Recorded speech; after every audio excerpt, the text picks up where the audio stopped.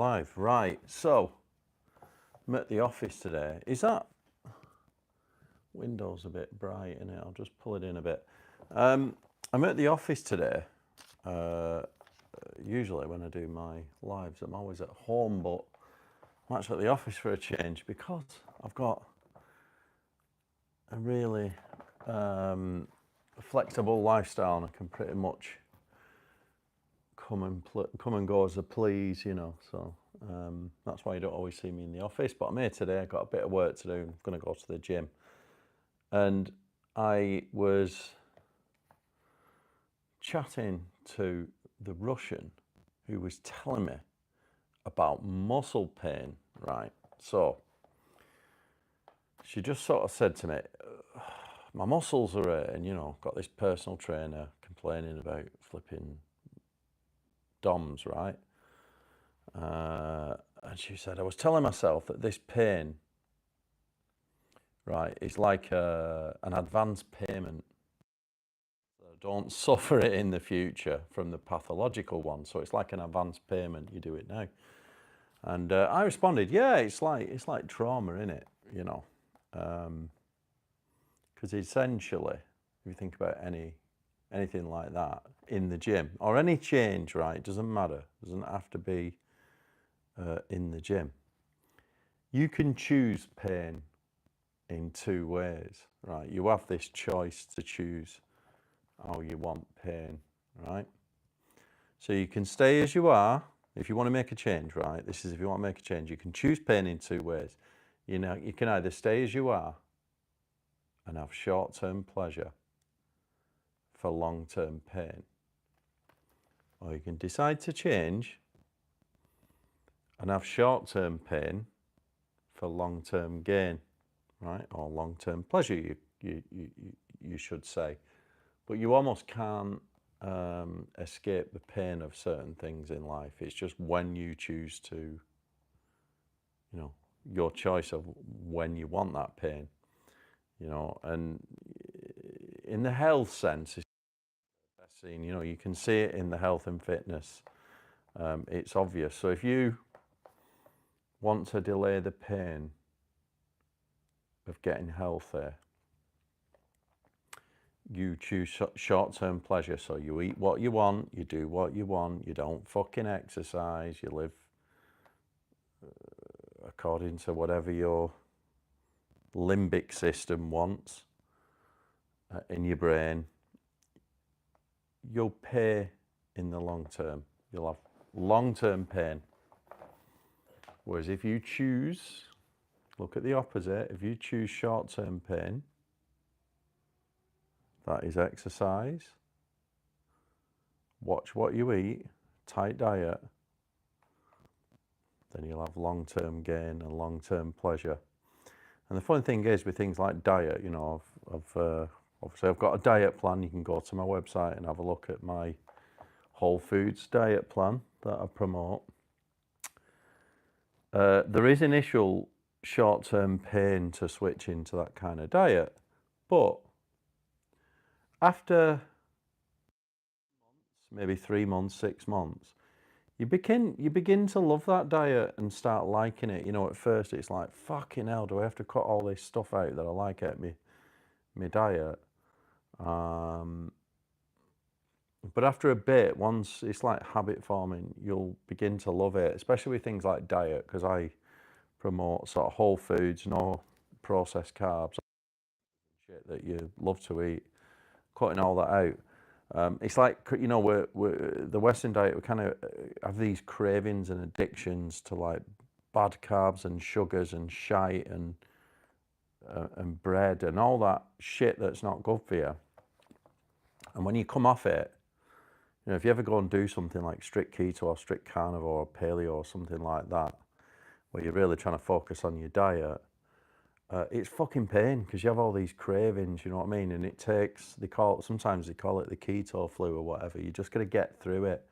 And the reasons, right, and it's not just in diet, it's anything, you know, any change, right? So getting off any addiction, right? Because most of our life's distractions are just addictions, whether that's food, as we're talking, and bad lifestyle things like staying in bed till noon, being a couch potato, not exercising, all that kind of thing. That's one type of addiction with the lack of exercise and food, which will affect your health. Other addictions might affect your mental health, so it might be irrational behaviours like maybe promiscuous sex or something like this, or bad dating behaviours. Alcohol's another one, weed is another one. My friend Joel, who does Sobriety University, specialises in getting off addiction recovery, and all of life's distractions tend to be addictions. Doesn't matter. And it tends to be as a result of a mask for something not right. So you want to, getting off all this stuff, and whether it's sorting your health out, cutting back on drinking, it's all about getting healthy, right? Healthy mind, healthy body, which is the most important thing for you. And it's actually amazing, because what's happening, what's controlling this. If you split our brain into two, this is oversimplifying it because there's quite a lot. If you think like the conscious brain and the subconscious brain, so you might say, some people used to call it the left and the right brain. That's too simplified, because there's a emotional part to each and a rational part to both the left and the right side. But you could split it into, or you could simply say, to simplify it, you've got like the limbic system, which is controlling your emotions and your behaviours, right? It's more, how do we say it? It's more like subconscious, yeah? These are like learnt behaviours, and they're very aligned. The whole fight or flight, and that limbic system loves, always goes for the shortcut. So it hates pain. It's always trying to avoid pain. It's like run away from danger and all the rest of it. So it's seeking short-term pleasure all the time, the easy route. And then the other side is you've got the, your cerebral cortex, which you could say is more rational, dealing with like logic, and so you may know that you need to change your behavior logically, but when you try and do it, this is why habit forming is so hard. When you try and do it, your limbic system's going to fight and always try and, it's pain. So your system's always going to try and choose that familiar path, that unhealthy path, because that's what it knows to be safe. Whatever situation you're in, your brain's always, your limbic system's always reaching for safety, what it thinks is safe. And safety can sometimes mean eating bad food and doing fuck all and living in unhealthy, practicing unhealthy behaviours, or drinking too much, or whatever. That's how it sees safety, and it's always going to go for that. So when you want to change your life and start forming more healthy habits, whatever that might be, any of the things that we've just talked about, it's strange to you at first, right? It feels very, very strange. It's like your subconscious brain, that limbic system it hates it. It hates the change, and it's looking for the easy way out. So in the health, this is why you get like, the cravings when you're trying to sort your diet out. It's going for like the easy fix. It's like, oh, just get a snack, or just fuck it, I'll have a cheat day and all this, right? And it takes about 3 to 6 months, just like any habit, to form. And you've got to consciously override it and force it, right? And you might think, well, how does that, me or your past or whatever? We're the products of our environment. Now, I'm not, obviously, nothing to do with, I'm not any psychology professional or anything, but I've read a lot on this, and I do believe in everything I talk about, goal achievement and the art of getting what you want out of life is all predominantly a mental battle. It's like a battle between two opposing mindsets of when you want to choose the pain. You know, remember one of the best things Naval Ravikant was saying is when you're caught between a decision, I've did this in my decisions video, when you're caught in a decision of two paths, you should always choose the path that offers the most pain in the short term. And the reason for that is because that short-term pain often means the most amount of change, because you know the route that doesn't have the pain is basically the easy way out. That's your limbic system trying to go for the safe route, right? But the safe route never leads to growth, and that's why what Naval Ravikant was saying is always choose the route that offers the most pain in the short term, because that's likely to lead to the biggest impact. And some of this can go right back to kind of trauma in. And here's what I've read on this, right? So when you have a really traumatic incident, right? So if you've suffered something as a child or whatever, or your childhood's not been great, if you imagine your brain storing memories, one of the in a trauma situation, some people can't remember the exact detail of what happens. It's almost like a blackout of the details. This is because if you think, right, memories are stored, right? The limbic system's going to store the emotion, right? And how you're feeling at the time and how it felt. And then the cortex is going to store the rational memory, what details, all that kind of stuff, right? And in a trauma situation, the detail can often, when it's deep trauma, it can get missed out, right? Yeah, just leave. John, just leave. Yeah? Cheers, mate. And it can get missed out, right? So this is why when you come back to where, let's say you walk into a room and you feel like crap, and like you don't know why, but you get this like irrational fear out of nowhere. You know, when you walk into a situation, maybe it's back down a road that you used to live and you had a bad memory there or something bad happened, but you can't remember why, the exact detail. This is because your element to the memory is stored, which it can be recalled, but you can't recall the detail. And it's important because this is how you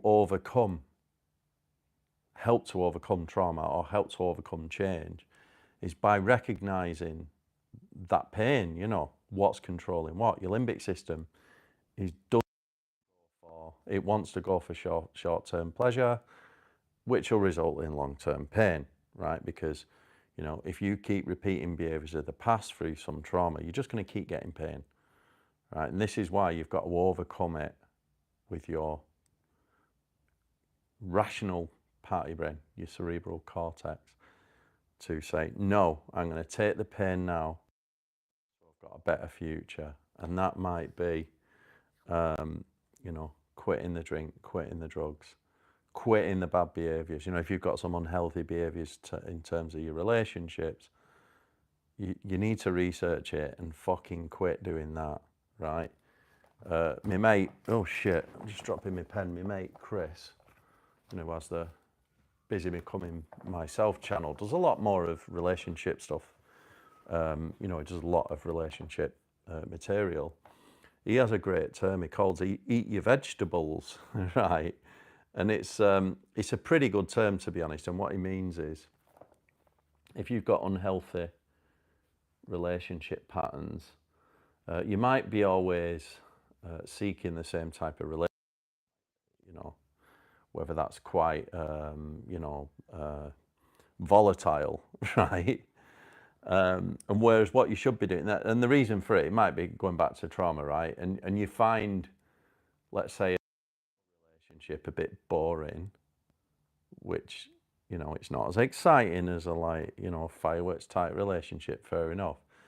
But Chris talks about eat your vegetables, as in, nobody like, you know, it's like, do we really want to, well, I like vegetables because I train myself to like them, but normally we want to eat the cakes and the chocolate and the pizzas, and we don't want to eat the boring stuff, the vegetables that are good for us.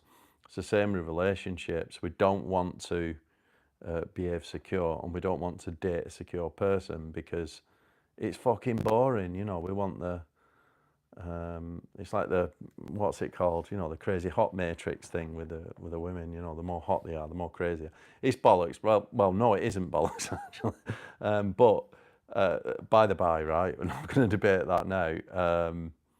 The idea being is having a more peaceful, secure relationship might be, but it's difficult for your emotional brain to accept that, your limbic system, because you need that attraction, and sometimes the attraction comes from what was relating back to your childhood trauma. You know, this is why a lot of people date avoidant people, because they're chasing the love they never had as a child, and we get addicted to shit like that. I have got mega addicted to it. I've done videos on it. If you want to, one of my best videos is how to date an avoidant woman. I did one called How to Date an Anxious Woman as well, but the How to Date Avoidant Woman, there's a reason why you get attracted to those women, because they feed that itch, you know, trying to search that you might not have had as a child, and they're not boring either, you know, because you're doing all the chasing. So, but what you really should be doing is like not going for that, and the way to not go for that is to step in with your cerebral cortex, your rational part of your brain, and fucking tell yourself to stop behaving like that and start, you know, behaving responsibly. The funny thing is, it's the same with any habit forming, whether it's relationships, whether it's eating healthy and getting in shape, whether it's quitting drinking, or, you know, I'm not saying quit drinking. I mean, to be honest, I barely drink now, because I enjoy not drinking for health reasons. I used to get fucking really pissed all the time. And it's not great, because, you know, you might take you a day or two to recover, you feel like shit. That is another thing that you should stop. You know, if you smoke weed too much, you want to cut back. It's the same fucking habit forming solution for everything. You know, it's that fight between there's kind of two mindsets. Do you want short-term pleasure for long-term pain, or do you want to take short-term pain for long-term pleasure? And that's the choice, right? You just understand where they come from. And, you know, one comes from the limbic system, is driving. Oh no, go for the, it's always looking for the shortcut, right? And you need to override it with your rational thoughts from your cerebral cortex to take the pain now, right? So that's what I'm going to do. I'm going to go in the gym now and absolutely smash it, right? Limbic system, yeah. It's spelt with a L-I-M-B-I-C though, I think. If you go on, let's have a look now. Yeah, it's not L-Y. I thought it was L-Y. It's not L-I-M-B-I-C. The limbic system is a group of structures in your brain that regulates your emotions, behavior, motivation, and memory, right? And then if you go to cerebral cortex, function, right? Let's have a look. Are responsible for higher level processes of the human brain, including language, memory, reasoning, thought, learning, decision making. Right. It says emotion. I have no idea. But anyway, from what I understand, you know, there's two parts to your brain here that are at conflict, right? Yeah, the limbic system's pretty much controlling the whole fight, flight, freeze. There's another one called fawn. There's a great book. It's called, hang on, Pete Walker, Complex C, PTSD, complex PTSD. It's a really complicated book by a psychologist called, I think he's like a therapist psychologist called Pete Walker. Quite a thick book. I've read it. It's got a lot of science in there and a lot of techniques, and it kind of explains this in mega detail, more than, you know, than I can do, you know. So that's that, yeah. So you've got to recognize the you know, the difference between what the limbic system's trying to do. Always try and take shortcuts. It's basically your, like you say, your fight, flight, freeze or fawn, trying to keep you safe, right? And a lot of that comes from your early years. And then you've got to step in with your cerebral cortex and correct your fucking behaviours and start forming good habits. And that's what I do, you know. Always do that. That's why I use systems like the journal, which I've got here. And that's why I always talk about creating goals. And you think about achieving any change in life, there's two elements to it, any change. One is the target, which is like the visualization. That's the goal, where you're aiming at. You need a focus, right? It's like, that's like mental focus. And then you need a life. You need that's why I always say create an identity for yourself. Like, I'm this person, I'm gonna do this. Like, I no longer drink, I no longer behave like that. This is the person that I am. Create that identity. And then you've got aligned action. This is like living in accordance with that identity, that vision, right? And that's that. And yeah, you know, it takes 3 to 6 months to form that healthy habit. And that's what I do. That's what I talk about on my channel. And that's why I use the journal as a process to do that. You know, create identity, then set some goals. And then every day I choose what 3 things I'm going to work on, 3 small things a day. And that is my aligned action. Every day I've done a few videos on this. Did one, a little short, my latest short video on how you should work each day. This is what I do to achieve 3 things towards your goals, you know, for a better life. Do that every day consistently. You only need to spend like 3 hours a day on this. You know, you don't need to work shitloads of hours. You know what I mean? It's surprising. You could spend an hour doing this, 3 20-minute blocks or 3 1-hour blocks, and you'd have the life of your dreams. But it does take time. I mean, obviously it takes longer. If you're going to achieve big goals, it takes longer than 3 to 6 months. 3 to 6 months is just habit formation, right? It take a lot longer than that. Anyway, right, I'm going to the gym. Thank you for listening. Yeah, so just looking at these comments, right, Jim, it's, yeah,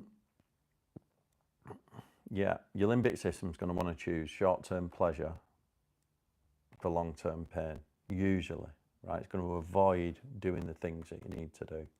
And you need to step in and choose short-term pain for long-term pleasure or long-term gain, all right? Right, I'm going to shoot. Thank you for listening, and yeah, see you all next time.